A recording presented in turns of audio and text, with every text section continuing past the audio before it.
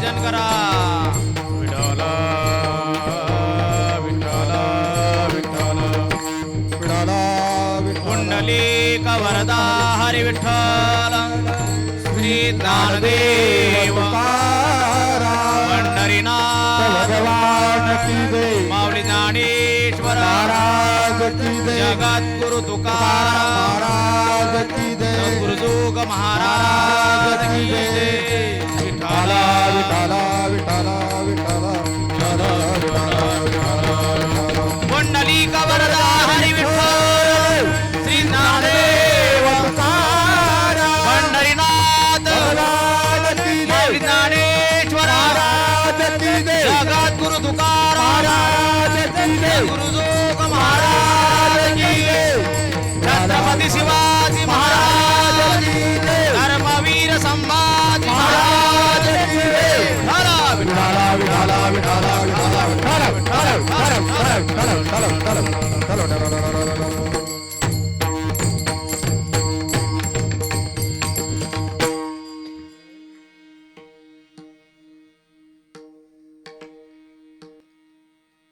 Hello hello hello मोकळा द्यायचं जरा. हॅलो हॅलो बेस जास्त झाला. हॅलो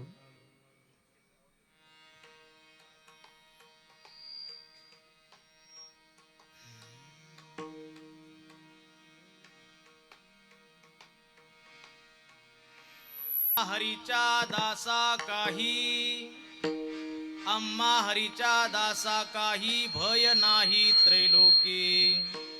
देव उभा मागे पुढे उगवी कोडी संकट. जैसा केला तैसा होय जैसा केला तैसा होय धावे सोय धरुनी. देव उभा मागे पुढे उगवी कोडी संकट. तुका म्हणे आसो सुखे तुका म्हणे आसो सुखे गाऊ मुखे विठोबा. देव उभा मागे पुढे उगवी कोडे संकट. विठ्ठल विठ्ठल विठ्ठल विठ्ठल विठ्ठल विठ्ठल विठ्ठल विठ्ठल विठ्ठल विठ्ठल विठ्ठल विठ्ठल विठ्ठल नमो विठ्ठला राजया पांडुरंगा. नमो रुक्मिणी माऊली ज्ञान गंगा. नमो पुंडलिका नमो चंद्रभागा. नमस्कार माझा रुक्मिणी पांडुरंगा. पांडुरंगा करू प्रथम नमन दुसरे चरणा संताचिया. त्यांच्या कृपादाने कथीचा विस्तारू बाबाजी सद्गुरु दास तुका. ज्ञानेशांचे ज्ञान मूर्ती साक्षात प्रेम स्वरूपिणं. नामदेवंच दया मूर्ती नाथं वंदे पुनः पुनः. वैराग्यश्च परामूर्ती देहु क्षेत्र निवासिनं. तुकाराम महाराष्ट्रं भक्तराज चतुष्टकं. ध्येयं सदा परिभवग्नमभीष्टदोहम्. तीर्थास्पदं शिवविरिञ्चिनुतं शरण्यं. वृत्त्यार्त्यहं प्रणतपाल भवाब्धिपोतं. वन्दे महापुरुषते चरणारविन्दं. योऽन्त प्रविश्य मम वाचमिमां प्रसुप्तां. सञ्जीवयत्यखिलशक्तिधर स्वधाम्नाम्. अन्यांश हस्तचरणश्रवणत्वगादीन् प्राणान् नमो भगवते पुरुषाय तुभ्यं. कलावज्ञजीवोधरार्थावतारं कलङ्काङ्कतेजोधिकामोधिवक्त्रं. खलानीशपादापनोदारदीक्षं. समाधिस्थमूर्तिं भजे ज्ञानदेवम्. नमो सद्गुरु तुकया ज्ञानदीपा. नमो सद्गुरु सच्चिदानंद रूपा. नमो सद्गुरु भक्त कल्याण मूर्ती. नमो सद्गुरु भास्करा पूर्ण कीर्ती. सेवेलागी सेवक झालो सेवकी लागी सेवक झालो.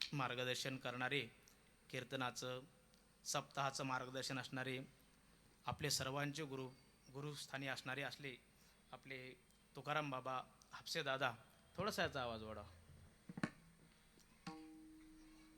हापसे दादा, आणि विशेष करून ज्यांच्या मार्गदर्शनाखाली आणि या संपूर्ण सप्ताहाची जबाबदारी ज्यांच्याकडे आहे असे असणारे आपले सर्वांचे नाना सुरेश नाना नढे पाटील, गोवर्धनाचे बरोबर लावले म्हणून सुरेश नाना नढे पाटील, तसेच त्यांचे सुपुत्र हर्षद दादा हे देखील या कार्यक्रमाचं सर्व आयोजन नियोजन पाहतात आणि समस्त ग्रामस्थ मंडळी आपले काळेवाडीकर या कार्यक्रमासाठी उपस्थित असणारे आमचे मृदंगाचार्य हरिभक्तपरायण शिदोरे महाराज हे देखील उपस्थित आहेत.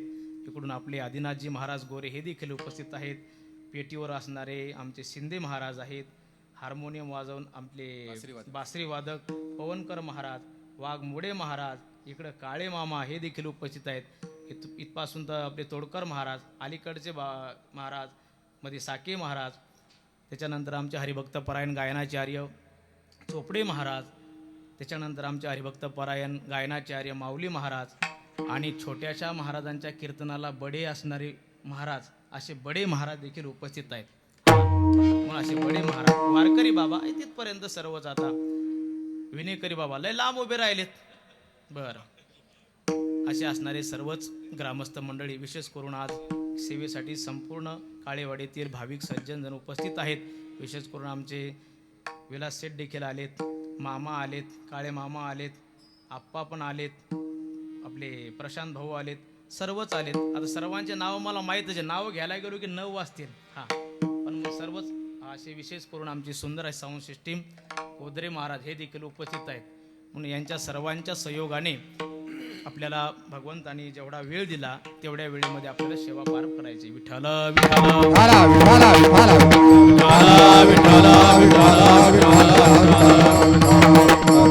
माझ्यासोबत आलेले माझे परम मित्र हरिभक्तपरायण आमचे पवन महाराज हे देखील उपस्थित आहेत. म्हणून आज श्रीमंत श्री जगद्गुरु तुकोबारायाचा अभंग आज आपल्या सेवेसाठी निवडलेला आहे. आज वास्तविक पाहता आजचा दिवस फार पर्व काळ म्हणून सांगितला, फार विशेष दिवस आहे. आज होळीचा दिवस आहे, म्हणजे शिमग्याचा दिवस आहे. होळी आपल्या जीवनामध्ये काय करते, होळीच्या बाबतीत बोलायचं झालं तर होळी आपल्या जीवनामध्ये आपल्या संपूर्ण पापाचं महाराज नाहीसी करते, त्याला खऱ्या अर्थाने होळी म्हणतात. आपल्या जीवनातली जर होळी शिमगा जर आपल्याला व्हावा वाटत असेल तर आपण एकच करावं, आपल्या अंतकरणातले काम, क्रोध, लोभ, मद, मत्सर, दंभ, अहंकार हे सगळे शत्रू जिथे जाळल्या जातात त्याला होळी असं म्हणतात. ही खऱ्या अर्थाने होळी होईल. कारण का, ज्या दिवशी आपल्या अंतकरणामध्ये सर्व काम आणि हे सर्व विकार उत्पन्न होतात, असे विकार उत्पन्न होऊन जर आपण परमार्थाला लागलात तर परमार्थ यशस्वी होईल का म्हणून सांगता येत नाही. म्हणून संपूर्ण भारतीय संस्कृतीमध्ये प्रत्येक सण, या प्रत्येक सणाचं विशेष असं काही महात्म्य सांगितलं. प्रत्येक दिवसाला ज्याचा जो दिवस असेल त्या दिवसाचं काहीतरी महिमान असतं. म्हणून विशेष असा महिमान आहे आजच्या होलिकेचं. काय महिमान आहे, आज काय सांगून जाते होळी? होळी एकच सांगते बाबा की सत्व गाठी उमगा तेने सफळ होय शिमगा. आपला जर शिमगा सफल करून घ्यायचा असेल तर आपण आपल्या जीवनामध्ये काय केलं पाहिजेत, आपल्या अंतकरणातल्या सत्व गाठी उघडल्या पाहिजेत. म्हणून महाराज एकनाथ महाराज म्हणतात ना, सत्व गाठी उमगा तेने सफळ होय शिमगा, सफळ होय शिमगा तेने सफळ होय शिमगा. सत्व गाठी उमगा तेने सफळ होय शिमगा, तेने सफळ होय शिमगा, तेने सफळ होय शिमगा. तुम्ही हेच गाणे गा,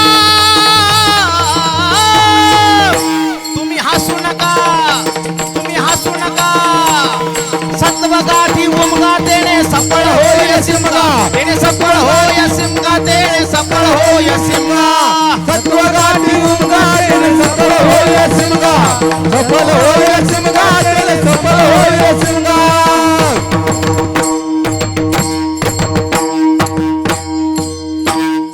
आपल्या जीवनातला शिमगा जर आपल्याला सफल करून घ्यायचा असेल तर अंतकरणामध्ये सत्वगाठ निर्माण झाली पाहिजे, सत्वगुण परिधान झाला पाहिजेत, त्याच वेळेस खऱ्या अर्थाने शिमगा प्राप्त होत असतो. म्हणून शिमग्याच्या बाबतीत आणि होळीच्या बाबतीत एक दुसरं सांगून जातात. काय करते होळी? होळीमध्ये काय काय असतं? होळीमध्ये गौऱ्या असतात. होळीमध्ये एरंडाचं, आमच्याकडे एरंडाचं एक हे असतं. काही ठिकाणी बरेच काही प्रकार असतात. एरंडाचं असतं आमच्या इकडे. त्याच्यानंतर ऊसाचं पण असतं. आता आमच्या इकडे ऊस नाहीत म्हणून सांगितले ना. म्हणून एरंडाचं पण असतात, ऊसाचं पण असतं. म्हणून त्याच्यामधले प्रत्येक घटनेचा वेगवेगळा महिमान आहे. गौरी काय करते माणसाच्या जीवनामध्ये? गौरी कळणं फार विशेष आहे. ज्या दिवशी आपल्याला गौरी आणि गौरीची राख कळेल, त्याच दिवशी खऱ्या अर्थाने आपल्याला जीवन कळेल. म्हणून आपल्या जीवनातली गौरी येण्यासाठी गौरी कोणती असावी? गौरीच्या बाबतीत असं सांगतात, गौरी ही 3 प्रकारची गौरी आहे. एक गौरी विषयाची गौरी आहे, एक गौरी विषयाची आहे. नामदेव एकनाथ महाराजांची गौरी महाराज विषयाची आहे.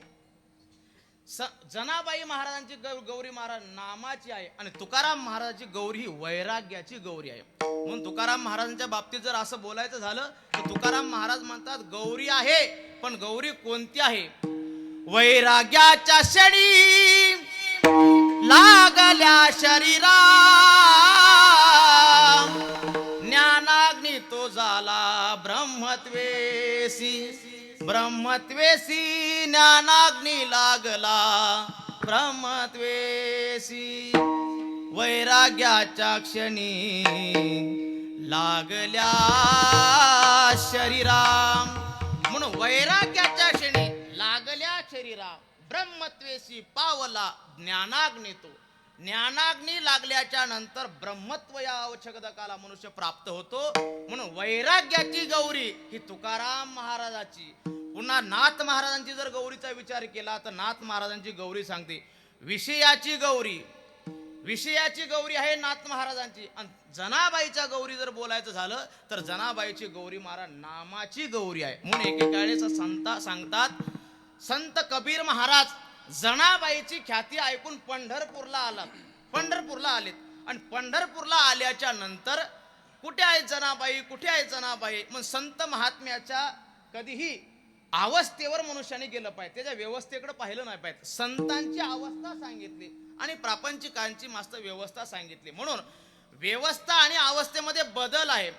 परमार्थामध्ये आपण व्यवस्था न पाहता आपण अवस्थेला प्राधान्य दिलं पाहिजे. काय अवस्थेला महात्मा पोहोचलेला आहे. व्यवस्थेला जर आपण प्राधान्य जर आपण परमार्थात दिलं तर परमार्थ सफल होईल का नाही सांगता येत नाही. कारण का आपण इथे बसलात, इथे बसल्याच्या नंतर एखाद्या वेळेस जर आपल्याला बसायला जर काही नसेल तर ही परमार्थात आल्याच्या नंतर बसायला जरी चांगलं नसेल तर ही माणसाने कीर्तन ऐकण्यासाठी खाली बसलं पाहिजे.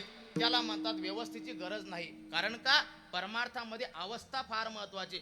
इथे बसून आपल्या अंतकरणावरती भगवान परमात्म्याचं चिंतन पडेल, तीच अवस्था आपल्या जीवनामध्ये प्राप्त होईल. म्हणून जनाबाईला शोधत शोधत ज्या वेळेस कबीर महाराज आलेत पंढरपूरला, आल्याच्या नंतर फार मोठे संत आहेत जनाबाई महाराज, फार मोठे संत आहेत जनाबाई महाराज. म्हणून कबीर महाराज आले. कबीर महाराज आल्याच्या नंतर कुठे आहे जनाबाई म्हणून विचारल्याच्या नंतर सांगितलं की जनाबाई म्हणले नेमक्या गौऱ्या वेचण्यासाठी गेल्यात.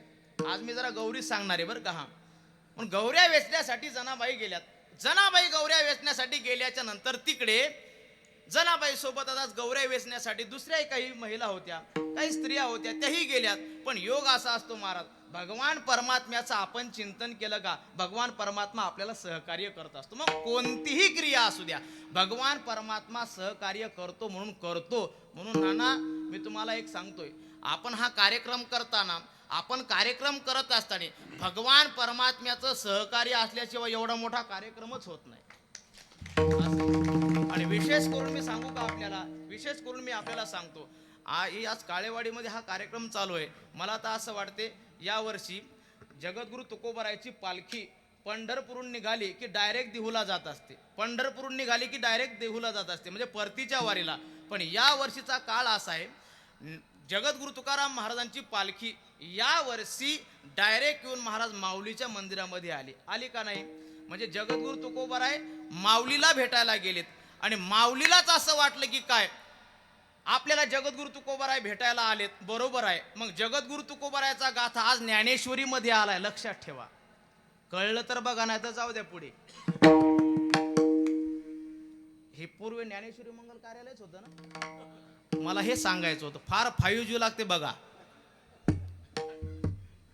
हा, म्हणून तुकाराम महाराजाचा गाथा आज इथे आला म्हणजे ज्ञानेश्वरीला भेटण्यासाठी आला असे.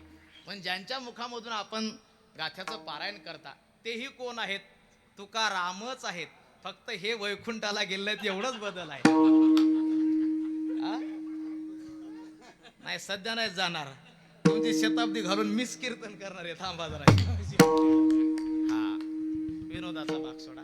सर्वांचं प्रेम आहे म्हणून बोलतो, नाही ते एखाद्याला एवढं वेळ वैकुंठाला बोलल्याच्या नंतर पाठीमागून आवाज आला असता, वाघ महाराज काय बोलता म्हणून. पण असं काय, हे सर्व प्रेमाचं आहे. म्हणून मी आपल्याला सांगत होतो की भगवान परमात्मा सहकार्य करत असतो. म्हणून कोणतंही कार्य घेतल्याच्या नंतर भगवान परमात्मा सहकार्य करतो. जनाबाईच्या गौऱ्या वेचत असताना जनाबाईच्या भल्या मोठ्या गौऱ्या झाल्या. महाराज गौऱ्या झाल्याच्या नंतर तिथे जनाबाई सोबत गेलेल्या काही स्त्रिया होत्या.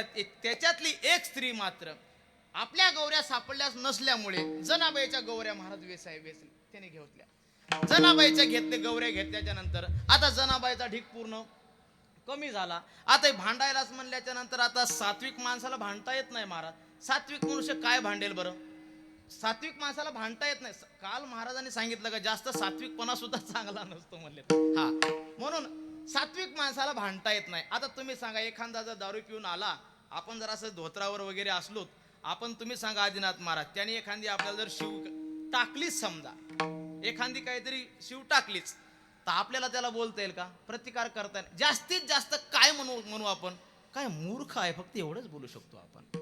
हा, आणि त्याच्या आपण मूर्ख म्हणल्याच्या नंतर त्याच्या अंतःकरणामध्ये कसल्याही प्रकारचा खेद वाटणार नाही. का?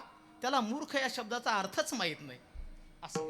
म्हणून आपण सात्विक मनुष्य जास्त बोलू शकत नाही. म्हणून जनाबाईच्या ज्यावेळेस गौऱ्या घेतल्याच्या नंतर जनाबाईला असं वाटलं आता गौऱ्या तर घेतल्यात, भांडण सुरू झालं. तरीही जनाबाई संत असतील तरीही भांडण सुरू झालं. स्त्रियांचा स्वभाव सांगतात, इकडे जाणार नाही. हा, म्हणून भांडण सुरू झालं. भांडण सुरू झाल्याच्या नंतर काय सांगावं, तेवढ्यामध्ये कबीर महाराज आलेत.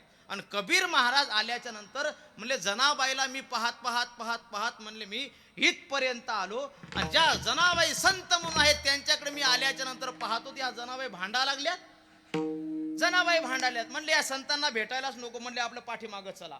कबीर महाराज निघालेत. पण तेवढ्या टायमामध्ये जनाबाईने सांगितलं, ओ कबीर महाराज, तुम्ही आलात बरोबर आहे. कशासाठी आलात? मला भेटण्यासाठी आलात. म्हणले बरोबर आहे, पण परत का चाललेत? म्हणले आम्ही तुम्हाला भेटण्यासाठी दर्शन करावं म्हणून आम्ही आलोत, आणि आल्याच्या नंतर मात्र तुम्ही भांडताना दिसलात. हे काय संतांचं लक्षण आहे का? संतांचं लक्षण नाही. म्हणले जाता जाता एक करा, आमचे भांडणं तर झालेच आहेत, पण तेवढ्या म्हणले आमच्या गौऱ्या मात्र वेगवेगळ्या करून तरी जा.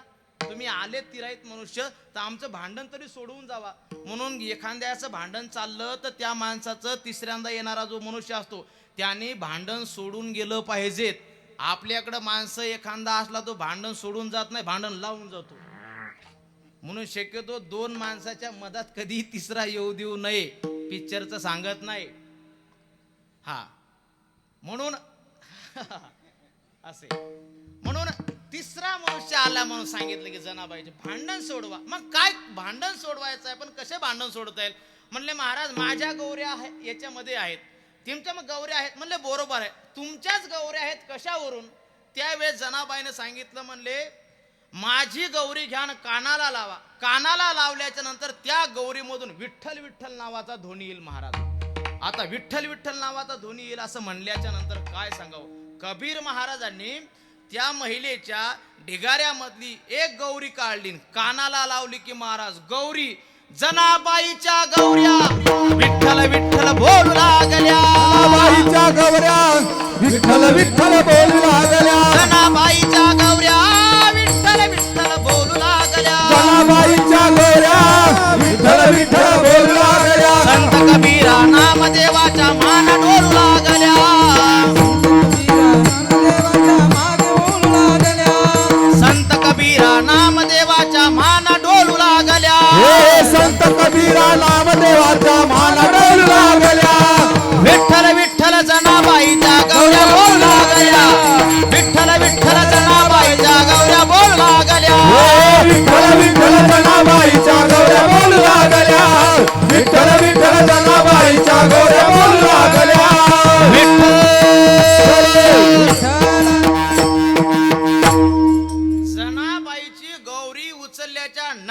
कानाला लावले की विठ्ठल विठ्ठल ध्वनी येत असे महाराज जनाबाईच्या गौरी मधून.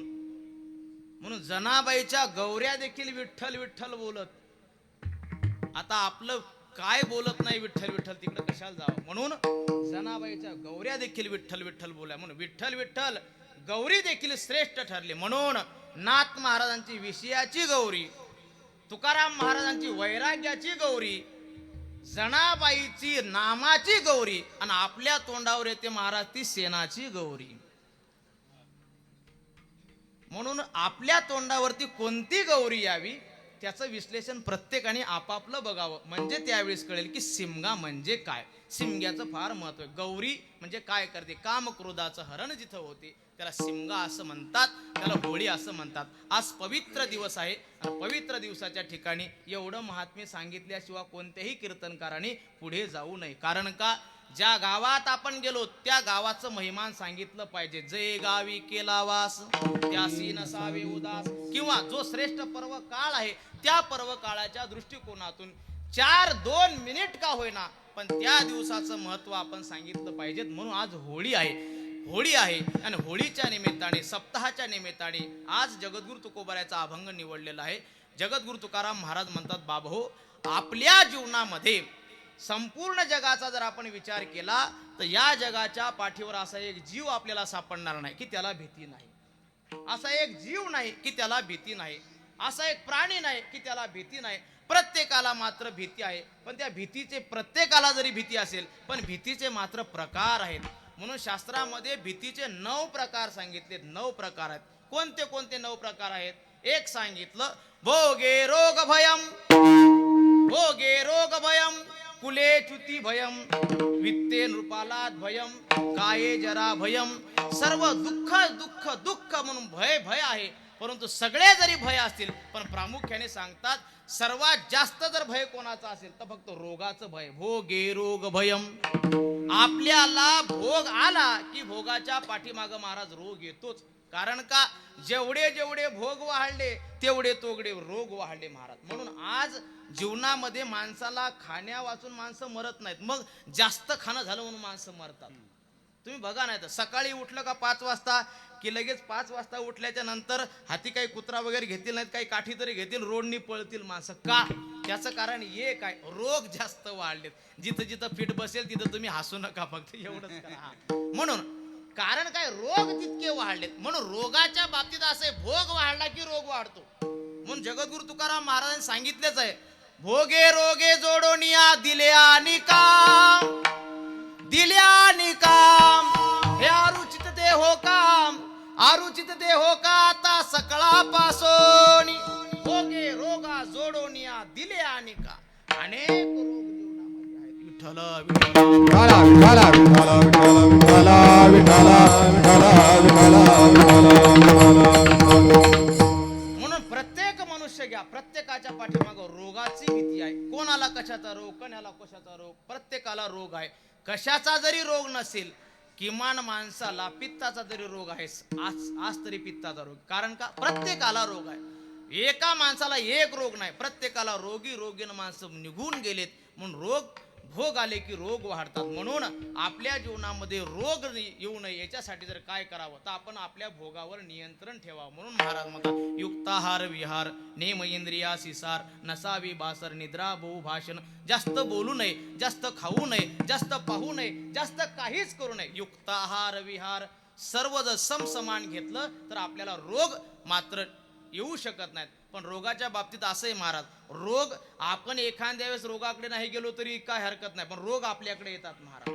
रोगाच्या बाबतीत सांगता येत नाही कोणाला किती रोग आहेत, काही कायला किती रोग आहेत, अनेक रोग आहेत. आणि रोग काय एकदा मनुष्याला जळला की माणसाला तो जिवंत असून मेल्यासारखा मनुष्य असतो. रोग जडता कामा नाही. तुम्ही म्हणसाल महाराज लयच रोगावर बोलायला लागलेत तुम्ही, तसं नाही. सध्या मलाच मुतखडा झाल्यामुळे सांगतो तुम्हाला. मी दादा गोळी खाऊन उभा राहिलोय मी विलास. मला 4 दिवसापासून फार मोठा त्रास होतो त्याचा. पण लक्षात घ्या, रोग आला म्हणजे तुम्ही मसाला तुमच्याकडे कोणता भोग वाढला, पळायचंच नाही, नुसतं लोकांचं खायचं काय. म्हणून सांगतो मी आपल्याला. म्हणून रोगाने जर्जर झाले माणसं. म्हणून भोगे रोग भयम. एखाद्याला रोग नसेल मग कुले च्युती भयम, एखादा कुलवान घराणा आहे आणि कुलवान घराण्यामध्ये एखादा मुलगा येतो की आपल्याला असं वाटे कुले च्युती भयम, एखादा मुलगा येतो आणि तो कुल त्या कुळाचा काही नाहीस करे सांगता येत नाही. म्हणून बऱ्याच लोकांची अशी समस्या आहे, आपल्या जीवनामध्ये मुलं झाले पण मुलं झाल्याच्या नंतर ते मुलं अधोगतीला घेऊन चाललेत, असे अनेक आहेत. म्हणून भगवान परमात्म्याला विनंती केली पाहिजे एखाद्या वेळेस, भगवान परमात्म्या एखाद्या वेळेस मुलगा देता नाही आला तरी चालेल, पण द्यायचा असेल तो सात्विक दे, तो सात्विक दिला पाहिजे. का? जर सात्विक दिला तरच भगवान परमात्म्याला त्याचा हरिक वाटतो. तयाचा हरिक वाटे देवा, प्रमाण देऊन मी आपल्याला सांगितलं, तयाचा हरिक वाटे देवा, कुळी कन्या पुत्र होती जे सात्विक, तयाचा हरिक वाटे देवा, गीता भागवत करती श्रवण, अखंड चिंतन विठोबाचे. म्हणून कुले च्युती भयम, सर्वांना भीती आहे. असं वाटते की आपलं फार मोठं कुळ आहे आणि आपल्या कुळामध्ये कधीही आपल्या जीवनामध्ये व्यसनी मुलगा जन्माला येऊ नये, म्हणून त्याच्यासाठी आपण प्रत्येक जण अहोरात्र प्रयत्न करतो आणि त्याला प्रत्येकाला आपण इकडे येण्याचा प्रयत्न करतो, पण तरीही तो येत नसेल तर मनुष्याला भीती वाटते. म्हणून वारकरी संप्रदाय असा एक श्रेष्ठ संप्रदाय आहे की या संप्रदायामध्ये आलेला व्यक्ती शक्यतो आपल्या कुळाला च्युत करत नाही, केलं तर श्रेष्ठच बनवतो. लक्षात, श्रेष्ठ बनवतो. कारण का? वारकरी संप्रदाय हा काय सहजासहजी प्राप्त झाला नाही. हा वारकरी संप्रदाय काय सहजा साध्यांचा नाही. वारकरी संप्रदायाचे नियम, वारकरी संप्रदायाची नियमावली फार विशेष आणि श्रेष्ठ सांगितली. वारकरी संप्रदायाचे नियम ज्यांनी ज्यांनी पाळले का त्या त्या व्यक्तीच्या जीवनामध्ये कधीही दुःख येणार नाही महाराज, कधीच दुःख येत नाही. कारण का? इथे येणारा व्यक्ती सर्व नियमाने चालतो. याचे नियम आहेत. इथं एकादशी केली पाहिजे, इथं सोमवार केला पाहिजेत, पंढरीची वारी केली पाहिजेत, आळंदीला गेलं पाहिजेत, परमार्थामध्ये आलं पाहिजेत, गळ्यामध्ये पवित्र माळ घातली पाहिजेत. हे सगळेच्या सगळे नियम आहेत. आणि एवढे नियम जर करून एखादा बिघडला तर धरून चालावं. देहतवासे प्रारब्धाधीन, त्याचा कामीसीन वाहू भार, त्याच्यानंतर घेता येत नाही. म्हणून भोगे रोग भयम कुले च्युती भयम. एखाद्याला कुलवान मुलगा सापडतो आणि त्याचं मात्र त्याला असं वाटतं की आमच्या जीवनामध्ये आमचं कुळ नाहीसं होणार नाही. मग ह्या दोन्ही गोष्टी एखाद्याच्या जीवनामध्ये नसतील, भीती नसेल, पण वित्ते नृपालात भयम, वित्ते म्हणजे पैसा, पैशाला भय आहे. कोणाचं भय आहे? वित्त म्हणजे राजाचं भय आहे. जास्त पैसा असला की आपल्याकडे ईडीचा कार्यक्रम होतो, लक्षात ठेवा. म्हणून ईडीचा होईल, ते काय त्याला म्हणतात इन्कम टॅक्स, ते पण होईल. आता तो शब्द मला येत नाही, माझ्याकडे तेवढा नाही सध्या. हा, म्हणून ते होऊ म्हणून त्याचा भीती आहे माणसाला. म्हणून वित्ते नृपालात भयम, पैशाला राजाची भीती आहे. अनेक प्रकारच्या भीती आहे. त्याच्यानंतर सांगितलं काये कृतांतात भयम. या काया आहे, ही शरीर आहे, या शरीराला काही काय कृतांतात भयम, ही काया कधी जाईल म्हणून सर्वांना भीती आहे. किंवा रूपे जरा भयम, जे रूपवान आहे मनुष्य, त्या रूपवान मनुष्याला असं वाटते की रूपेला जरा भयम. रूपवान मनुष्य असेल आणि त्या माणसाला असं वाटते की मी म्हातारा जर झालो तर माझं रूप सर्व नाहीसं होऊन जाईल. म्हणून कितीही मनुष्य म्हातारा जरी झाला, सगळे केस जरी पांढरे झालेत, दाढीचे हो, डोक्याचे हो, मिशीचे हो, तरी माणसं काळे लावतात त्याला. का? काळे म्हणजे मामा तुम्ही नाही, काळा रंग. हा, काळा रंग कशासाठी? प्रत्येकाला भीती आहे आपण तरुण दिसावं, आपण तरुण दिसावं. काये कृतांतात भयम म्हणजे कायेला भीती आहे. जरा रूपे भयम, रूपाला जरेचं भय आहे, म्हातारपणाचं भय आहे. म्हणून माणसं म्हातारं दिसू नये म्हणून यासाठी काय काय प्रयत्न करतात महाराज, काय काय प्रयत्न करतात. अहो अनेक प्रयत्न करतात. एका ठिकाणी मी गेलो, असाच बरोबर फेटा बांधायचा होता मला, फेटा. आता फेटा बांधायचा म्हणल्याच्या नंतर आता समोरच्या रूममध्ये काही आरसा नव्हता आणि बिना आरशाचा काही फेटा बांधता येत नव्हता. मग काय केलं, म्हातारा होता तिथं, त्या म्हाताऱ्याच्या रूममध्ये गेलो. म्हाताऱ्याच्या रूममध्ये गेल्याच्या नंतर तिथे महाराज काय सांगावं, इतक्या क्रीमा दिसल्यात मला. मला असं वाटलं आता घरातले माणसं असतात त्यांच्या असतील. म्हणलं बाबा इतक्या याच्यातली कोणती लावू, याच्यातली कोणती लावू? ते म्हणले महाराज कोणती एक लावा, काही हरकत नाही, लावायची असती. म्हणलं मी काय तसं काही लावत नसतो. नाही म्हणे लावली पाहिजेत. बरं बरं बरं, मी आपल्याला कायला जेरेला किती भय असते म्हणून. म्हणले महाराज चांगलं स्वच्छ साबणाने तोंड वगैरे धुवा. म्हणलं चालेल. आता म्हणलं साबणाने तोंड धुवा म्हणल्याच्या नंतर त्या दिवशी काही धुतलंच नाही, पण त्याच्यानंतर 15 दिवसांनी मला योग आला. म्हणलं आता परत एकदा कीर्तनाला गेलो आणि गेल्याच्या नंतर त्याच बाबाच्या घरी मी गेलो आणि गेल्याच्या नंतर बाबाने सांगितलं महाराज आलेत, बर फ्रेश व्हायचं. म्हणले हो. फ्रेश व्हायचं म्हणले हो. सांगितल्यानंतर जा म्हणले बाथरूम मध्ये. त्याच्यानंतर आपण तिकडे गेलो. गेल्याच्या नंतर फ्रेश वगैरे झालो. पण फ्रेश होता होता तिथे महाराज इतके साबणं होते त्या दिवशी काय सांगावं. त्या दिवशी तिथे नेमकं आहे ना महाराज क्रीमा वगैरे काढल्यात. बाबाला बोलल्यामुळे बाबाने क्रीमा काढून गेल्या. त्याच्यानंतर एवढे साबण दिसले. विचार केला म्हण तिथं साबणं होते महाराज 12 साबण होते. 12 साबण होते. ते कीर्तन कधी कधी पहावी लागते म्हणून उमेश महाराज म्हणतात कीर्तन नुसतं ऐकायचं नसतं, ते कीर्तन पहावी लागतं म्हणून 12 साबण होते. आता 12 साबण असल्याच्या नंतर म्हणलं आपण त्याच्यातला लावलं पाहिजे एखादं तरी. म्हणलं काय हरकत नाहीत लावू साबण. ओके साबणही लावलं. आता एकावर एक असे 12 साबण होते. आणि म्हणलं बाबा आपल्या घरामध्ये किती माणसं आहेत. म्हणले आमच्या घरामध्ये फक्त 11 माणसं आहेत. 11 माणसं. म्हणलं 11 माणसं 12 साबण कसं काय. मग म्हणले महाराज तुम्ही साबण लावलं का. म्हणलं लावलं साबण. कोणतं साबण लावलं. म्हणलं आता खालचं वगैरे घेतल्यापेक्षा म्हणलं सगळ्यात वरचं साबण घ्यावं. म्हणले महाराज साबण लावलं का. म्हणे लावलं. म्हणलं कोणतं लावलं. म्हणलं सगळ्यात वरचं. म्हणले महाराज फार चुकलं. म्हणे कसं काय. ते साबण आमच्या कुत्र्याचं होतं.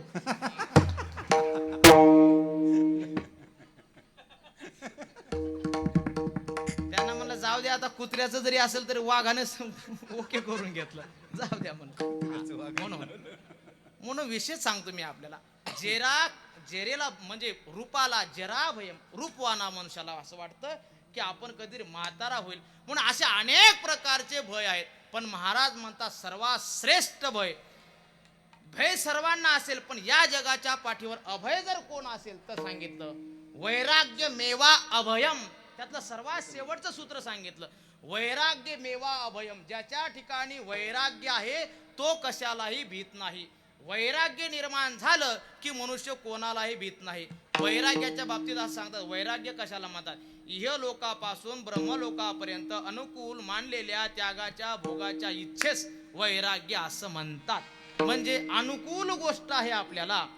आता आपल्याला भोगही घेता येतो पण ती भोग आपण घेत नाही. खऱ्या अर्थाने याला वैराग्य म्हणा. म्हणजे सर्व भोग आपल्याजवळ उपलब्ध आहेत तरी आपण त्याचा स्वीकार करत नाही. त्याला म्हणा वैराग्य म्हणा. एखाद्याचं चांगलं 45 वर्ष झालं लग्नच होत नव्हतं आणि शेवटी तो म्हणला जाऊ द्या काय संसारात पडला आता तुला भेटली नाही लक्षात ठेव. हा त्याला वैराग्य नाहीत म्हणत त्याला वैताग म्हणतात. म्हणून लक्षात ठेव वैताग वेगळा आणि वैराग्य वेगळं. म्हणून वैराग्य जोपर्यंत येत नाही तोपर्यंत माणसाच्या अंतःकरणामधली भीती जात नाही. म्हणून वैराग्य निर्माण होणं फार महत्वाचं आहे. आणि असं वैराग्य कधी निर्माण होईल. वैराग्य फक्त एकाच काळामध्ये उत्पन्न होईल ते म्हणजे जर आपण परमार्थामध्ये आलोत आणि भगवान परमात्म्याचा साक्षात्कार झाला त्या दिवशी म्हणावं की वैराग्य त्या दिवशी प्राप्त होईल. म्हणून असं वैराग्य जर जगद्गुरु तुकोबारायच्या बाबतीत जर पाहिलं तर तुकाराम महाराज म्हणतात आमच्या ठिकाणी वैराग्य साधं आहे का. आणि आमचं वैराग्य हे काही साधं वैराग्य नाही मग विवेक पूर्ण वैराग्य आहे महाराज. म्हणून तुकाराम महाराज काय म्हणतात विवेकासहित वैराग्याचे बळ सहित वैराग्याचे बळ. बोला ज्वाळ अग्नी जैसा दगदगीत ज्वाळ अग्नी जैसा विवेक सहित वैराग्याचे बळ. वैराग्याचे बळ अग्नी जैसा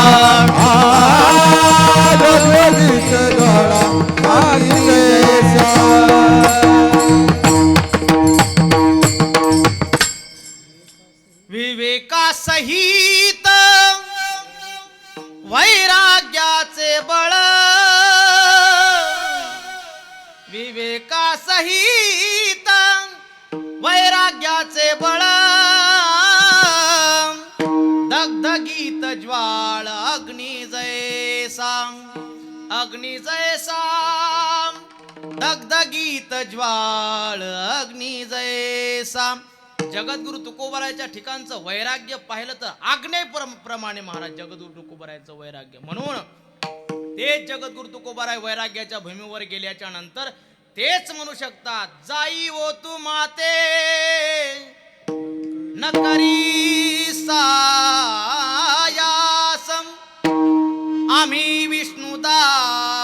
तैसे न हो, आम्ही विष्णुदास तैसे न हो. कैसे न हो महाराज? भजन करा विठ्ठल विठ्ठल. विठाला विठाला विठाला विठाला विठाला विठाला विठाला विठाला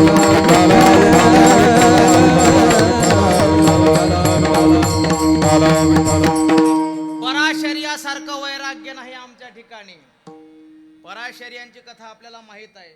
ज्यांच्या पोटी महाराज व्यासांचा जन्म झाला असे असणारे पराशर ऋषी, त्यांना देखील वैराग्य निर्माण झालं, पण वैराग्य शेवटपर्यंत टिकलं नाही. म्हणून तामी विष्णुदास तैसी नऊ. कैसे? पराशरी ऋषी सारखे.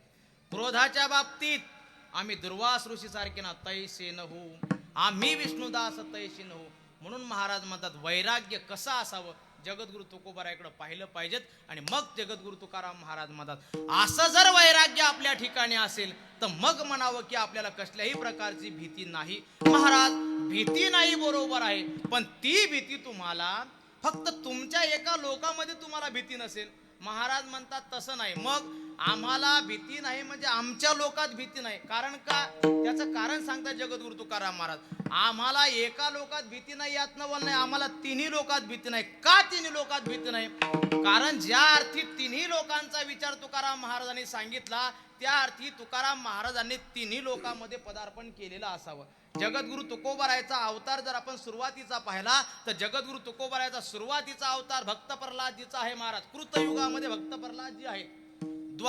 कृतयुगामध्ये त्रेतायुगामध्ये तुकाराम महाराजांचा अवतार अंगद रूपाने तुकाराम महाराजांचा अवतार होता. त्याच्यानंतर द्वापार युगामध्ये उद्धवाच्या रूपाने जगद्गुरु तुकोबारायचा अवतार होता. आणि कलियुगामध्ये नामदेव महाराज आणि तुकाराम महाराजांनी जे जे झाले अवतार तुका त्यांचे बरोबर, तुका त्यांचे बरोबर,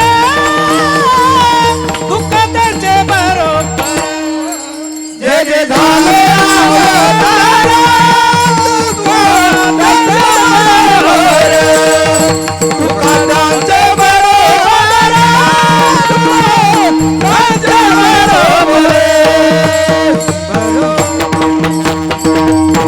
जे जे झाले अवतार तुका त्याचे बरोबर.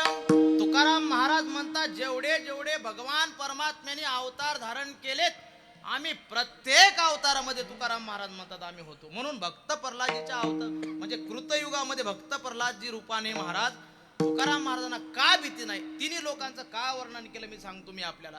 तुकाराम महाराज म्हणतात आम्ही कृतयुगामध्ये ज्या वेळेला मी भक्त प्रल्हाद होतो त्यावेळेला काय सांगावं, का भीती वाटली नाही. म्हणून हिरण्यकश्यपू म्हणजे भक्त प्रल्हादजीचे वडील. हिरण्यकश्यपूने भक्त प्रल्हादजीला मारण्यासाठी अनेक प्रयत्न केलेत. हत्तीच्या पायाखाली दिलं. अनेक साप आहेत, त्या साप असणाऱ्या एका खोलीमध्ये भक्त प्रल्हादजींना टाकलं. वरून डोंगरावरून भक्त प्रल्हादजींना टाकलंय. त्याच्यानंतर एवढे प्रकार झाल्याच्या नंतर हत्तीच्या पायामध्ये टाकलं, अग्नीमध्ये जाळण्याचा प्रयत्न केला आणि शेवटी अग्नीमध्ये जाळण्याचा प्रयत्न केल्याच्या नंतर तो आजचा दिवस आहे. त्या हिरण्यकश्यपूची बहीण म्हणे ती होलिका, त्या होलिकेला असा एक वर होता. ब्रह्मदेवाने वर दिला होता होलिकेला. म्हणले तुला अग्नी तुला कधी भाजणार नाही, तुला अग्नीपासून कधी तुझं रक्षणच होऊ शकेल. पण लक्षात ठेव, अग्नी तुला भाजणार नाही बरोबर आहे, पण एक लक्षात ठेव, तुला मी वरदान देतो खरी, पण ज्या दिवशी तुझ्याकडून एखाद्या हरिभक्ताची निंदा होईल त्या दिवशी मात्र तुला माझं वरदान देखील तुला सोडवू शकणार नाही, वरदान देखील सोडवू शकणार नाही. म्हणून ब्रह्मदेवाने वरदान दिलं होतं होलिकेला. पण ही हिरण्यकश्यपूची महाराज बहीणच ज्यावेळेस अनेक प्रयत्न केल्याच्या नंतर भक्त प्रल्हादजी मरत नाहीत. शेवटी होलिकेला असं वाटलं आपल्या भावाला मदत करावी. ती बहीण जरा कृतयुगातली होती. म्हणून प्रत्येक बहिणीला मी प्रत्येक वेळेस सांगत असतो, आपली सही जर राहिली असेल तर लगेच देऊन टाकतच जा. बहिणींनो मोकळं करा जरा. हा, हे आता सांगण्याची वेळ आली महाराज.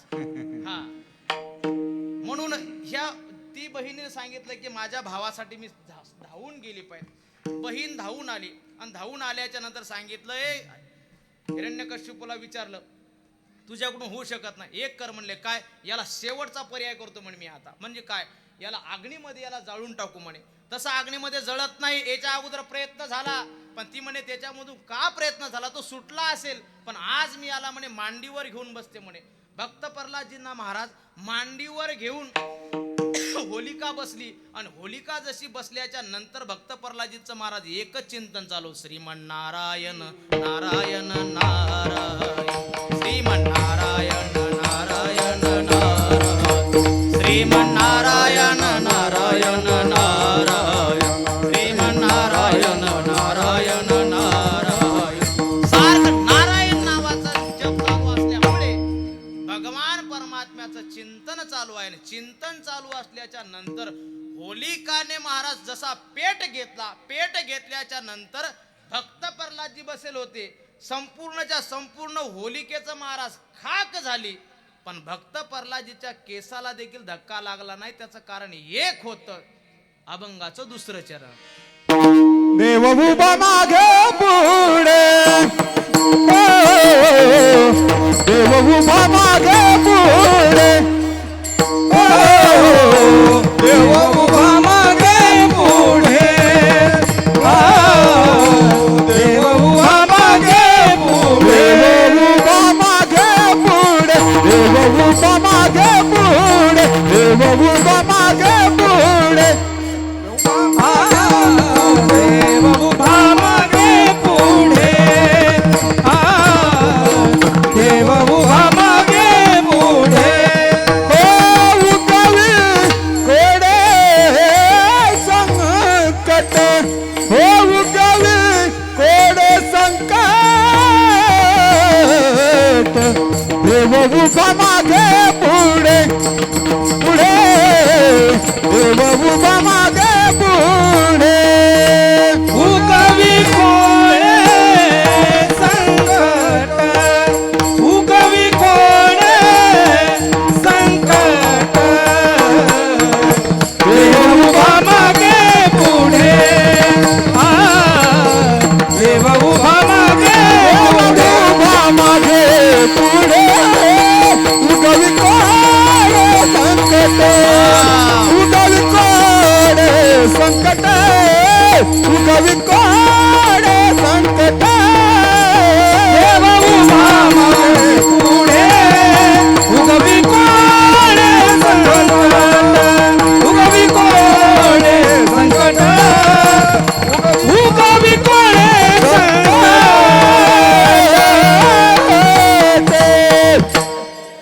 देव उभा मागे पुढे, उगवी कोडे संकट.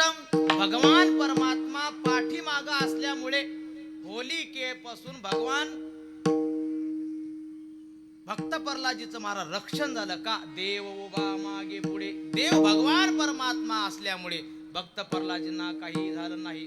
असे असणारे भक्त प्रल्हादजी ज्या वेळेला भगवान परमात्म्याने रक्षण केलं, आणि रक्षण केल्याच्या नंतर त्यांना काय भीती वाटणार आहे महाराज? भीतीच वाटणार नाही. म्हणून हा त्यांचा असलेला अनुभव आहे. तुका म्हणे साक्षी आले तरीच केले प्रगट.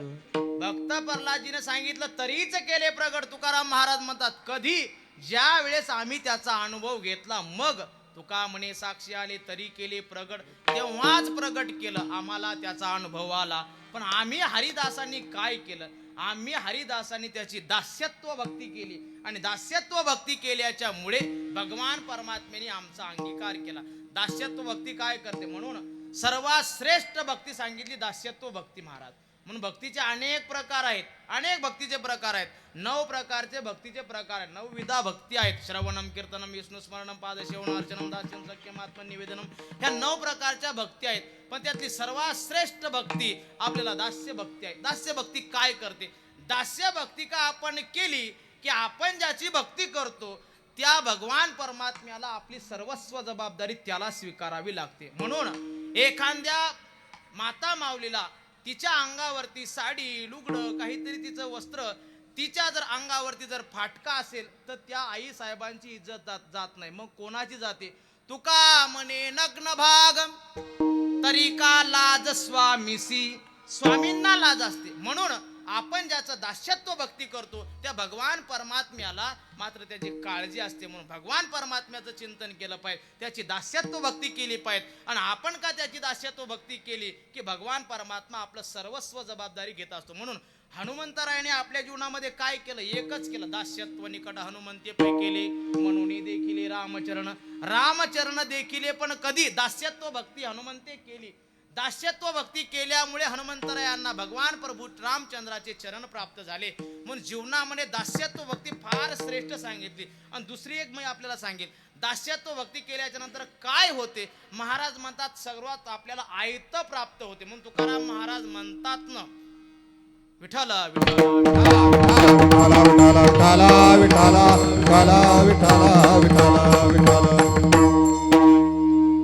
भले मनविता संताचे सेवक,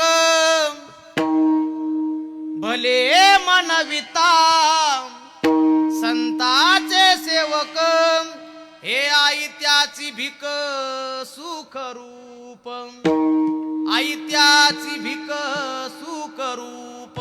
आपण फक्त एकच करायचं, त्यांचे दास म्हणून राहायचं. भले मनविता संतांचे सेवक, सेवक म्हणजे दास म्हणून जर आपण राहिलात तर आपल्याला आयत्याची भीक सुखरूप. आपण फक्त एकच करायचं, संतांचं म्हणून राहायचं किंवा देवाचं म्हणून राहायचं. आपल्याला काहीच करायचं काम नाही. आज आपल्याला ज्ञानोबा तुकोबारा यांनी आपल्या हातामध्ये गाथा ज्ञानेश्वरी हा पवित्र ग्रंथ दिला. आपण अभंग लिहिले का? नाही. आपण फक्त एकच करायचं, त्या साधू संतांचं सेवक व्हायचं. त्यांचं का आपण सेवक झालं की त्या ग्रंथातले अनमोल हिरे, अनमोल किमतीचे रत्न आपल्याला अभंगाच्या माध्यमातून आपल्यापर्यंत प्राप्त झाले. म्हणून एकच करावं लागेल आपल्याला, भले मनविता संतांचे सेवक.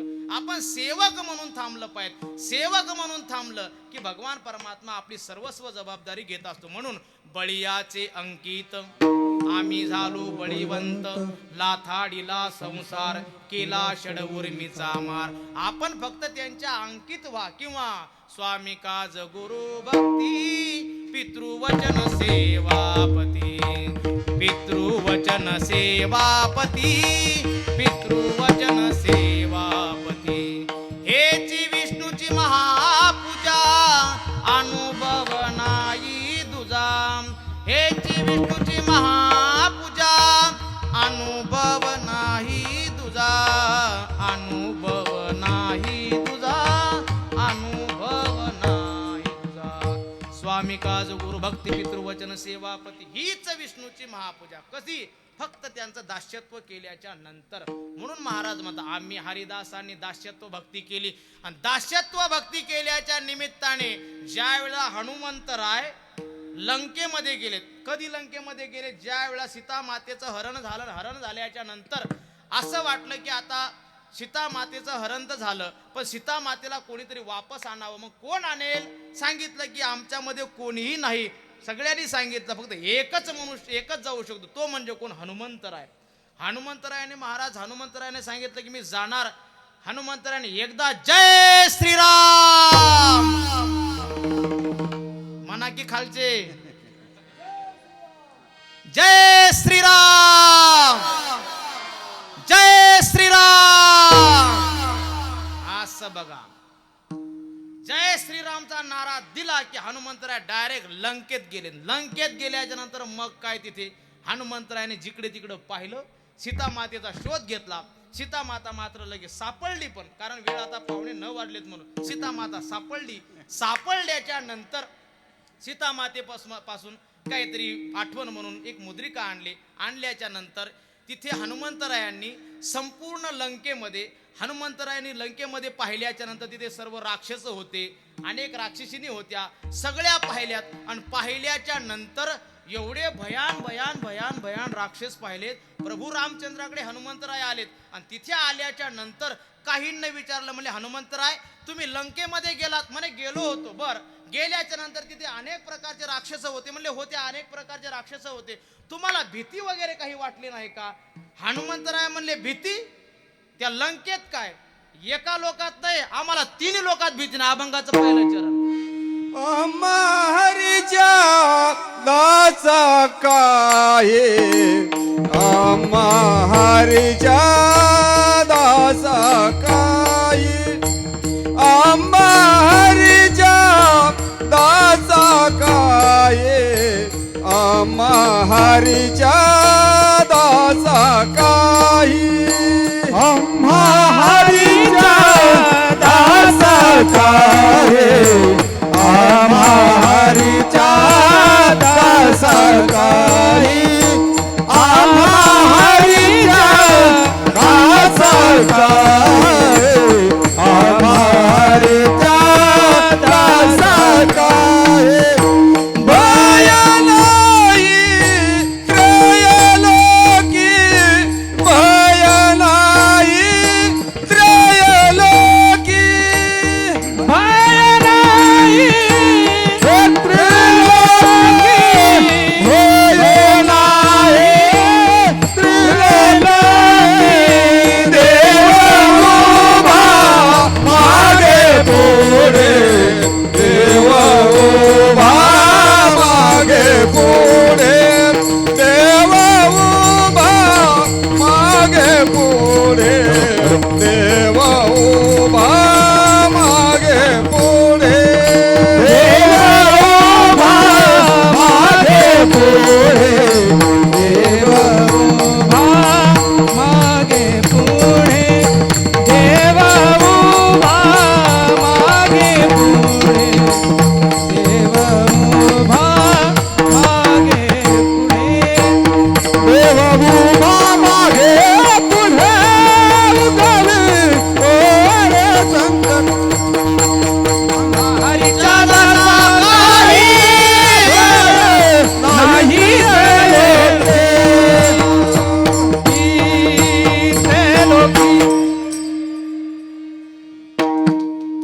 आम्हा हरीच्या दासा काही भय नाही त्रिलोकी. त्यांचं काय चुकलं, मीच उड्या हाणल्यात. आता पहिले दुसरं चरण नंतर पहिलं चरण हे असं घेतल्यानंतर ते अवघड होतच ना महाराज. म्हणून लक्षात ठेवा काय आहे हा अभंग तुकाराम महाराजांचा आहे.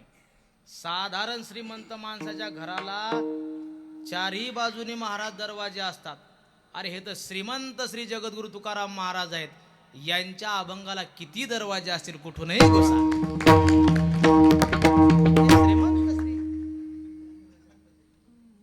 हा असे दादा म्हणतात कीर्तन करायच्या हातात आहे, पण दादा पाठीमागून खाली बसूनच आहेत. कुणीकडून का दादाकडे ते जमत नाही. हा आता बोलत नव्हतो म्हणून दादाकडे सुट्टी नसते. दादा लगेच म्हणतात इथं इथं असं झालं बरं का. आणि त्यांच्यापासूनच आम्ही बरंच शिकलोय.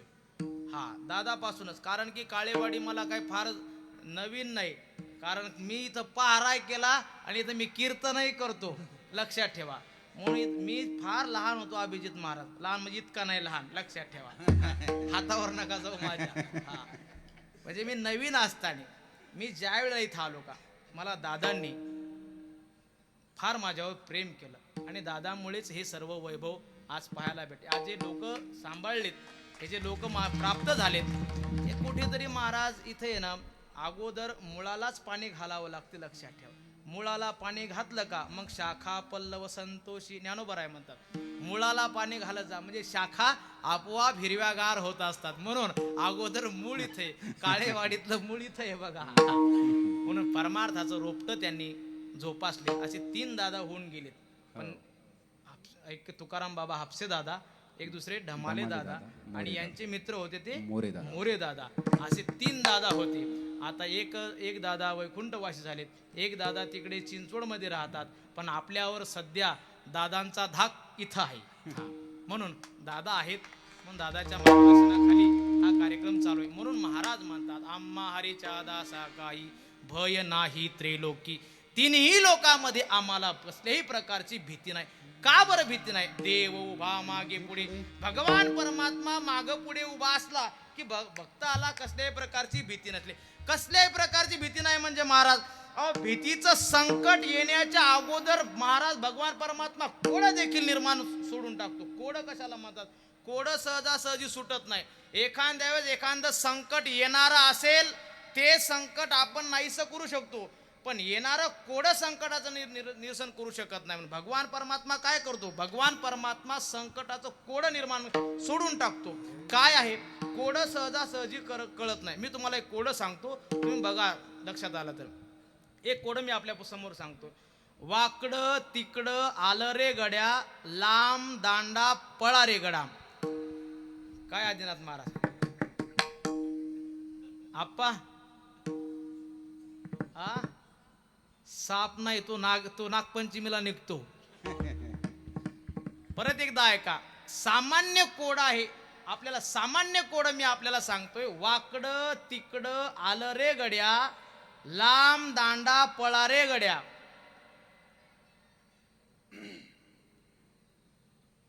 हे सामान्य कोड जर आपल्याला सुटत नसेल तर संकटाचं कोड कधी सोडेल? भगवान परमात्मा असं पडलेलं कोड सोडवतो. वाकडं तिकडं आलं रे गड्या. वाकडं तिकडं असते बघा. आपण चहा पिता का सर्वजण? सर्वजण चहा पिता? बर. हिवाळ्याच्या वेळेला खूप चहा आपण म्हणून पितो आपण. थंडीच्या वेळेला जास्त चहा पिवा वाटतो. पण तो चहा जर आपल्याला कडक करायचा असेल तर आपण काय काय टाकतो? आलं. मग तेच मी सांगतोय. आलं का लक्षात तुमच्या? आलं का लक्षात? आता आलं का? हा. मग वाकडं तिकडं आलं रे गड्या. ते आलं फार वाकडं तिकडं असतं. वाकडं तिकडं आलं रे गड्या, लांब दांडा पळा रे गड्या. लांब दांडा पळा रे गड्या काय आहे? लांब दांडा असतो, पळा रे गड्या. चाळण नाही हो. चाळण नाही, चाळण नाही, चमचा नाही, काही नाही बघा. त्याला लांब दांडा पळा रे गड्या. आता आपल्याकडे चमचे जास्त झाल्यामुळे लक्षात येणं, म्हणून लक्षात पळा. मोठा जर स्वयंपाक असेल तर मोठ्या स्वयंपाकामध्ये पळा वापरतात, त्याला म्हणतात लांब दांडा पळा रे गड्या. आता सामान्य कोड जर आपल्याला सुटायला 9 वाजलेत तर संकटाचं कोड कधी सुटेल महाराज? भगवान परमात्मा काय करतो? संकट येणारा असेल का की भक्तांच्या जीवनामधलं संकट सोडवतो महाराज. मुळेकेवेचा असा प्रसंग आहे ज्या वेळेला संपूर्ण पांडव, 5ही पांडव अरण्यामध्ये आहेत आणि अरण्यामध्ये असल्याच्या नंतर पांडवांच्या घरी महाराज एक दिवस दुर्वास ऋषी आले. पण दुर्वास ऋषीच का आले? त्या दुर्योधनाने त्या दुर्वास ऋषीची चातुर्मास होईपर्यंत 4 महिने सेवा केली. 4 महिने सेवा. आणि दुर्योधनाने 4 महिने सेवा केल्याच्या नंतर दुर्योधनाने सांगितलं, म्हणले आम्ही तुमची फार मोठी सेवा केली, संपूर्ण शिष्यासह सेवा केली. एक करा म्हणले. काय? आमचेच भाऊ म्हणे पांडव आहेत, ते जरा अरण्यामध्ये आहेत, त्यांच्याकडे जाऊन म्हणे एक दिवस मात्र भोजन घ्या. आम्ही 4 महिने तुमची सेवा केली. आता दुष्टांचं अन्न खाल्लं की ते करावंच लागतं, म्हणून अन्नही कोणाचं खाऊ नये असं म्हणतात. शक्यतो अन्न कोणाचंही खाऊ नये, दुष्टांचं अन्न कधी खाऊ नये म्हणून सांगितलं. आता सांगितलं त्यावेळेस म्हणले आता तुझं अन्न खाल्लं, मी जातो, पण लक्षात ठेव दुर्योधना, ज्या भावनेनं मात्र तू सांगतोय का जाण्यासाठी, तुला माहित आहे माझा स्वभाव शीघ्र कोपी आहे आणि मी शीघ्र कोपी असल्यामुळे त्यांनी जर मला भोजन खाऊ घातलं नाही तर मी मात्र त्यांना शाप देईल, तुझा आपोआप काम होऊन जाईल. एकच विचार केला, म्हणले जा. गेल्याच्या नंतर मला दुर्वास ऋषी अरण्यामध्ये आले. अरण्यामध्ये आल्याच्या नंतर तिथे लांबूनच आवाज दिला, कोणी मला जीव घालेल का? कोणी मला जीव घालेल का? संत आले दारामध्ये, जीव घालेल का? असा आवाज दिल्याच्या नंतर, आणि आपली संस्कृती सांगते आपल्या घरामध्ये एखादा अतिथी आला असेल तर त्याला विनमुख जाता कामा नये. विनमुख गेली अतिथी नाही सुकृताची संपत्ती. आपली सुकृताची संपत्ती अतिथी घेऊन जात असतो. म्हणून आपल्या इथे जर एखादा अतिथी आला असेल, आपल्याकडे भोजनाची व्यवस्था नसेल तर ही माणसाने त्याला किमान पाणी तरी द्यावं. म्हणून पाणी तरी द्यावं. कारण का आपल्या इथं अतिथी आला, एखाद्या वेळेस कोणी म्हणेल महाराज आमच्याकडे पाणीही नाही, तरी पाणी देऊ नका. फक्त त्याला गोड शब्दाने बोला की दादा पाणी पण नाही, आज पाणी पण नाही. कारण गोड शब्द बोला. कारण गोड बोलण्यासाठी काही वेळ लागतो का? म्हणून मधुरावाणी ओठी तुका म्हणे वाव पोटी, अशी गोड वाणीनं बोलावं. म्हणावं दादा पाणी पण नाही, काही हरकत नाही, त्याचं पोट भरेल. पण त्याही दिवशी ज्या वेळेला असं सांगितल्याच्या नंतर सांगितलं काही हरकत नाही या. आल्याच्या नंतर महाराज धर्मराज होते. धर्मराजाने सांगितलं या दुर्वास ऋषी या. आलेत ऋषी. आल्याच्या नंतर सांगितलं भोजन करायचंय. पण भोजन करायचं तसं करता येत नाही. 60,000 पाठीमागं शिष्य आहेत, यांच्यासह भोजन करायचं. त्या धर्मराजाने सांगितलं, द्रौपदीला सांगितलं, म्हणले द्रौपदी, दुर्वास ऋषी आले, त्यांना भोजन खाऊ घालायचंय, मग काय करावं?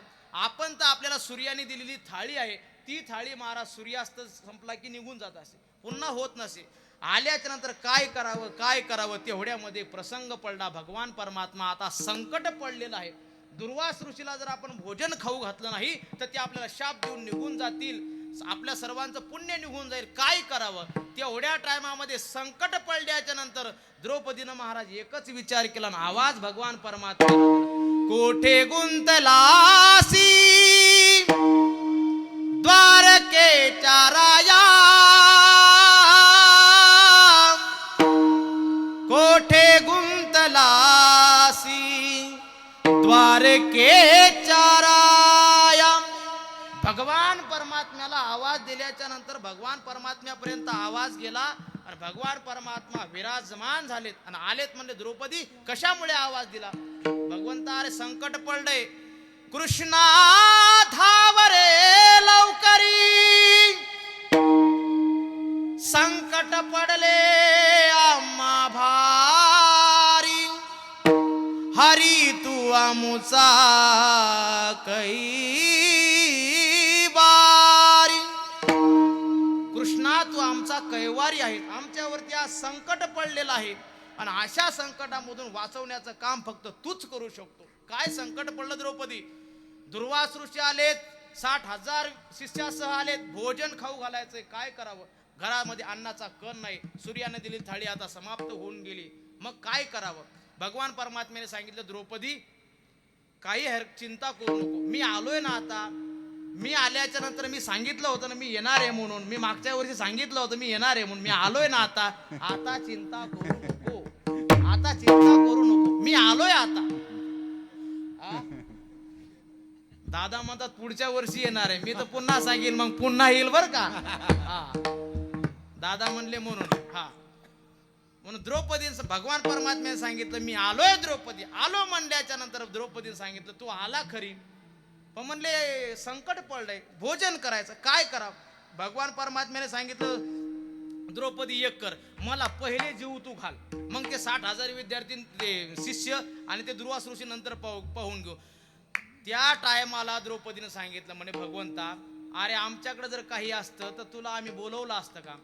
भगवान परमात्म्याने सांगितलं, माझं कामच वेगळं आहे, मला जोपर्यंत कोणी देत नाही तोपर्यंत मी त्याला काहीच देत नाही महाराज, माझा स्वभावच आहे, घेसी तेव्हा देसी, ऐसा अससी उदार. आपण का भगवान परमात्म्याला 10 रुपये दिले का की भगवान परमात्मा आपल्याला 1000 रुपये देतो महाराज, हजारांनी देतो. ती पट आहे भगवान परमात्म्याची, लाखोनी देतो भगवान. भगवान परमात्म्याचं असं आहे, एकदा का द्यायला लागला की महाराज मग लोक म्हणतात पदर नाही घ्यायला. भगवान परमात्म्याचं माप आहे महाराज, भगवान परमात्म्याचं माप आणि मोजून करता येत नाही, म्हणून भगवान परमात्म्याची सेवा करावी लागते. भगवान परमात्म्याने सांगितलं, काहीतरी द्रौपदी दे, असं म्हणल्याच्या नंतर भगवान परमात्म्याने सांगितलं, 9 वाजले द्रौपदी, लवकर दे, लवकर भूक लागली, लवकर दे, असं म्हणल्याच्या नंतर भगवान परमात्माच होता. अकर्तुम कन्यथा कर्तुम, भगवान परमात्मा लगेच भाजी पान पाहिलं, भगवान परमात्म्याने निर्माण केलं, तृप्तीचा ढेकर दिला आणि भगवान परमात्म्याने सांगितलं, जा भीमदादाला बोलव. पुढे भीमदादाला सांगितलं, या सर्व ऋषींना सांगा आंघोळीला जा, आंघोळीला जाऊन सर्वांनी स्नान करा आणि स्नान करून आल्याच्या नंतर सर्वांनी भोजनाला या.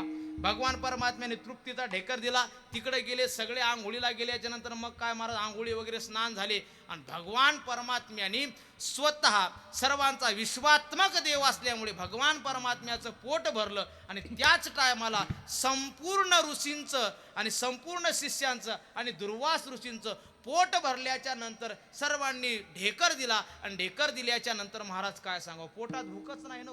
आणि इकडून तर भीमदादाला सांगितलं, जा म्हणले सर्वांची आंघोळ झाली असेल तर सर्वांना बोलवून घेऊन ये.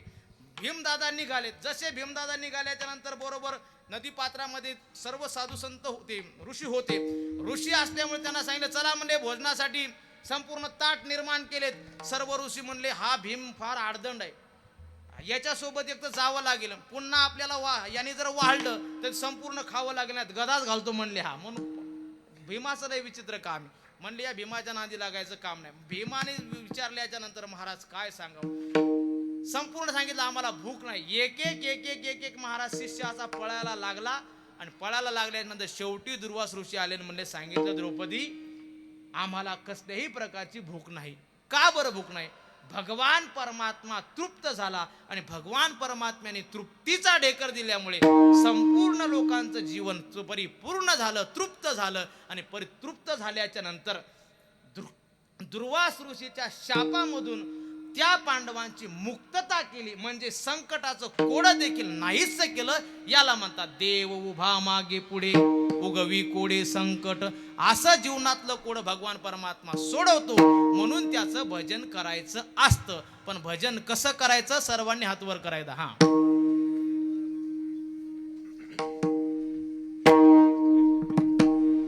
तू लेले हरी का नाम विठ्ठल पांडुरंगा, हरी का नाम विठ्ठल पांडुरंगा, तू लेले हरी का नाम विठ्ठल पांडुरंगा, तुलेल हरी का नाम विठ्ठल पांडुरंगा, पांडुरंगा पांडुरंगा पांडुरंगा, हे पांडुरंगा पांडुरंगा पांडुरंगा,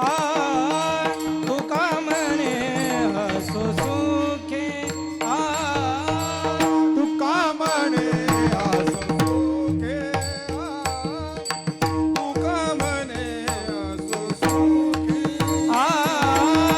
तुका म्हणे हसो सुखे तुका म्हणे हसो सुखे तुका म्हणे असो सुखे तुका म्हणे असो सुखे गाऊ मुखे विठोबा गाऊ मुखे विठोबा देव उभा मागे पुढे देव उभा मागे पुढे मुखे विठोबा देव मागे पुढे देव मागे पुढे कोणे संकट उगवे उगवे कोडे संकट उगवी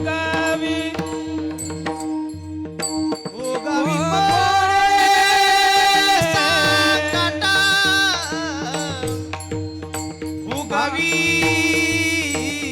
कोडे उगवी कोडे संकट उगवी कोडे उगवी कोडे हे संकट उगवी कोडे हे संकट देव उभा मागे पुढे देव उभा मागे पुढे ज्ञानेश्वर माऊली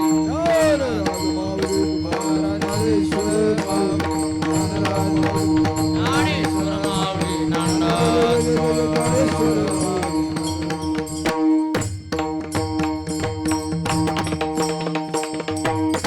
आम्हा हरीच्या दासा काही भय नाही त्रिलोकी देव मागे पुढे उगवी कुडी संकट जैसा केला तैसा होय धावी सोय धरोनी तुका म्हणे असो सुखे गाऊ मुखी विठोबा यथामती यथा अवकाश धावत्या ओघामध्ये झालेली सेवा. फक्त एकच सूचना सांगतो. आमची श्री विष्णू महाराज वाघ आयोजित वृंदावन यात्रा ही ट्रिप आहे आमची. त्याच्यामध्ये वृंदावनची पण आहे आणि रामेश काशीची पण आहे, त्याच्यामध्ये अयोध्या वगैरे सर्व आहे. ही आमची ट्रिप आहे. जर कोणाला यायचं असेल तर तुम्ही येऊ शकता. आमची ट्रिप आहे. त्याच्यामध्ये आमचे चोपडे महाराज आहेत, आमचे आदिनाथ महाराज आहेत, शिदोरे महाराज आहेत. यांच्याकडे संपर्क साधा. यांचा संपर्क नसेल तर माझा संपर्क आहेच, आणि माझा संपर्क नसेल तर दादाचा संपर्क आहेच. म्हणून तुम्ही कोणासोबतही संपर्क साधला तर तुम्ही येऊ शकता. चांगल्या प्रकारची व्यवस्था वगैरे आम्ही केलेलीच आहे. म्हणून ज्यांना ज्यांना शक्य असेल, ज्यांना ज्यांना यायचं असेल ते येऊ शकतात. म्हणून वृंदावनची यात्रा आहे, काशीची यात्रा आहे. ज्यांना ज्यांना शक्य होईल त्यांनी आताच सध्या जोपर्यंत आपण चांगले हातपाय आहेत तोपर्यंत या. जवळ सगळे सिद्ध आहे, हात चालावया पाये तव तू आपले श्वेत पाय तीर्थयात्रे जाय चुकू नये. म्हणून ही झालेली सेवा प्रभूच्याने ठेवत असताना सुंदर असं नियोजन. नाना पाठीमागं असल्याच्यानंतर टेन्शन घ्यायचं नाही. तुम्ही सांगितलंच नाना पाठीमागं आहेत वाघ महाराज, तुम्ही ओके फक्त. तर नाना पाठीमागं म्हणल्याच्या नंतर मग काय, नानानं सांगितलं की महाराज काही हरकत नाही. हा नाना नानी पार्क का, हा मग बरोबर. नाही नानाच्या पाठीमागं नानी आहेच की, म्हणून असे असणार आहे. त्याच्या पाठीमागं संपूर्ण त्यांचा परिवार कुटुंब, हर्षद दादा असतील, संपूर्ण शंकर भाऊ वगैरे, तर सर्वच हे मान्यवर माणसं संपूर्ण आहे इथे नियोजित सेवेसाठी सर्व जर उपस्थित आहेत. झालेली सेवा इथेच ठेवतो आणि माझ्या वाढना पूर्ण विराम देतो. शेवटी आमचे संभाजीराजे आलेच वाटतं. इकडे आले संभाजीराजे. संपूर्ण आमचे विठ्ठल मंदिराचे अध्यक्ष उपाध्यक्ष सर्वच आलेत. माता मावल्या बहुसंख्येने आहेत. खंडू शेठ आहेत. चांगली सिस्टीम लावली. वा सुंदर. त्या टाळी वाजवा बरं. आता म्हणायला नको सिस्टीम बरोबर नव्हती. आता खंडू शेठनं म्हणायचं वाघ येऊन गेला, आता टेन्शन घेऊ नका. म्हणून आता सुंदर सिस्टीम. म्हणून एवढंच बोलतो आणि वाजा वाढला मी आता पूर्ण विराम देतो. विठ्ठल जय जय विठ्ठल. जय विठ्ठल जय जय विठ्ठल.